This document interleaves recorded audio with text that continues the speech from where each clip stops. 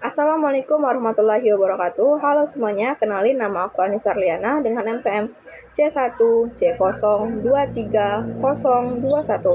Nah, di sini aku akan melakukan sebuah video itu membahas tentang bab 11 segmen operasi itu dalam mata kuliah akuntansi keuangan lanjutan sebagai tugas di semester 5 ini. Baiklah, langsung saja kita akan membahas tentang segmen operasi, yang dimana sebelum itu kita harus membahas tentang konsep dan karakteristik segmen operasi tersebut. Nah, sebelum membahas tentang itu kita harus tahu dulu nih, apa sih segmen operasi itu?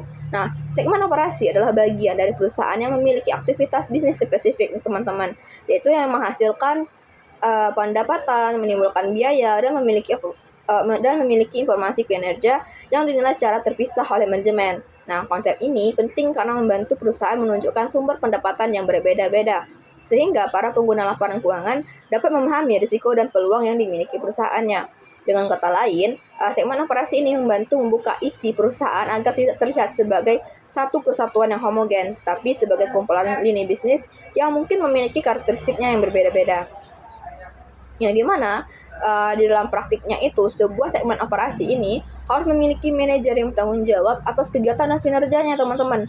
Nah, manajer ini biasanya itu melaporkan kepada manajemen puncak, sehingga informasi yang dikumpulkan oleh segmen tersebut secara otomatis menjadi bahan pertimbangan dalam pengambilan keputusan. Contohnya itu seperti perusahaan Unilever, yang dimana mereka itu memiliki berbagai segmen seperti produk makanan, minuman, dan kebutuhan rumah tangga. Karena masing-masing bisnis itu memiliki karakteristik dan pasar sendiri, mereka itu memisahkan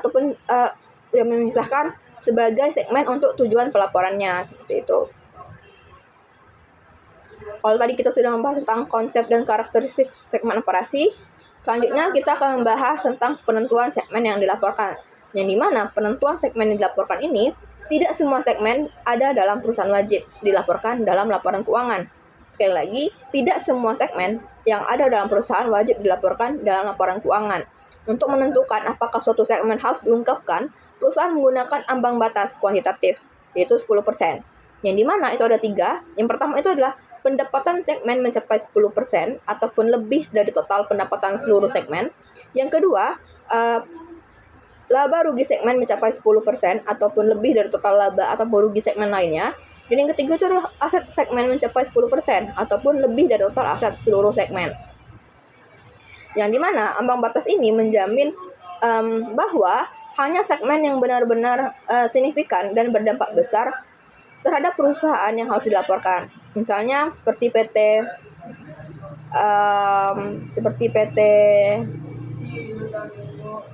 ABC. Misalnya seperti PT ABC. Jika PT ABC ini memiliki 3 segmen seperti kosmetik, makanan, dan properti, dan misalnya hanya hanya kosmetik dan makanan saja nih yang memenuhi kriteria 10% tadi. Ya, 3 tadi itu yang pendapatan segmen mencapai 10% ataupun lebih dari total pendapatan seluruh segmen. Nah, itu mereka termasuk. Maka hanya makanan dan kosmetik itu saja tadi yang masuk ke dalam yang dapat ditampilkan dalam laporan tahunan secara terpisah. Sedangkan segmen yang lainnya seperti properti tadi itu segmen yang kecil, tidak properti itu kan segmen yang kecil tadi kan.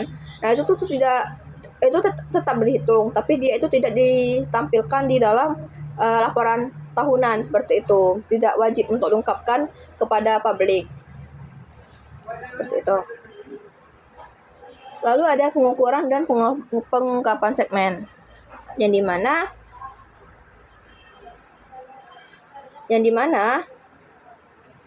setelah segmen dilaporkan untuk ditentukan, perusahaan harus menyajikan informasi keuangan penting untuk setiap segmen tersebut.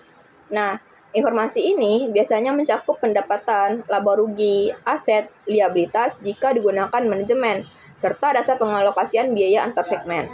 Tujuannya adalah untuk memberikan gambaran yang jelas kepada para pemangku kepentingan mengenai bagaimana masing-masing segmen berkontribusi terhadap keseluruhan kinerja perusahaan.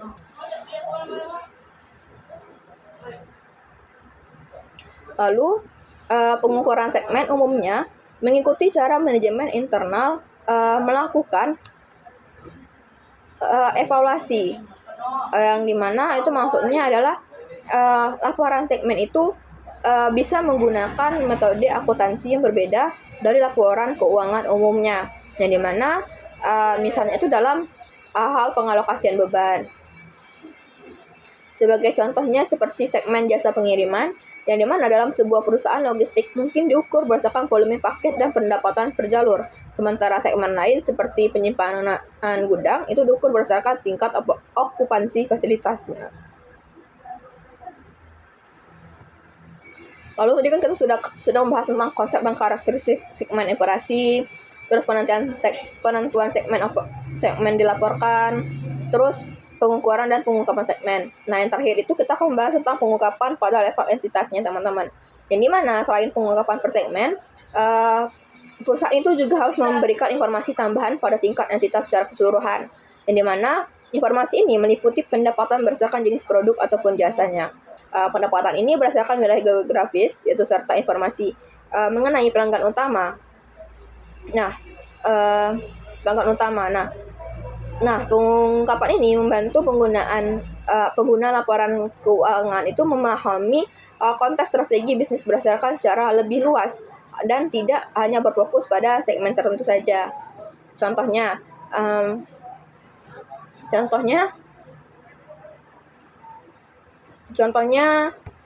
itu misalnya perusahaan dengan operasi internasional itu wajib mengungkapkan biaya pendapatan yang berasal dari Indonesia, Asia Tenggara, Eropa, dan Amerika. Sedangkan perusahaan tersebut itu juga harus menyebutkan jika ada satu pelanggan yang menghasilkan 10% ataupun lebih dari total pendapatan. Seperti yang dibahas dalam penentuan segmen dilaporkan tadi kan ada 3, itu pendapatan segmen mencapai 10% atau lebih dari total pendapatan seluruh segmen. Lalu yang kedua itu laba atau rugi segmen mencapai 10% ataupun lebih dari total laba ataupun rugi segmen lainnya. Yang ketiga itu adalah aset segmen mencapai 10% atau lebih dari total aset seluruh segmen, seperti itu. Nah, yang dimana itu tadi kan menghasilkan 10% atau lebih dari total pendapatan.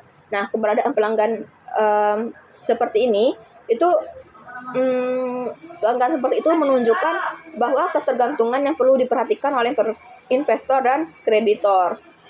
Baik, di bab 11 ini kita sudah membahas tentang konsep dan karakteristik segmen operasi, penentuan segmen yang dilaporkan, pengukuran dan pengungkapan segmen, dan pengungkapan pada level entitas. Baiklah, sekian dari saya pembahasan dari bab 11. Lebih dan kurang saya mohon maaf.